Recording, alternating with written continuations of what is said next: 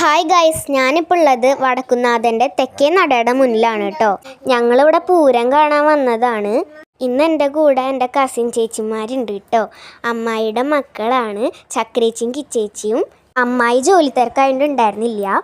ഞങ്ങളവിടെ എത്തിയപ്പോഴേക്കും ആനകളിനൊക്കെ പൂരം കഴിഞ്ഞ് കൊണ്ടുപോയിരുന്നു കേട്ടോ. അത് കഴിഞ്ഞിട്ട് ഞങ്ങൾ പോയത് ഉപചാരം ചൊല്ലി പെരിയണത്തേക്കായിരുന്നു. അവിടെ നല്ല തിരക്കായിരുന്നു. അതുകൊണ്ട് ഞങ്ങൾ ഗെയിം കളിക്കാൻ വിചാരിച്ചിട്ട് പോയി, ഒന്നും കിട്ടിയില്ല.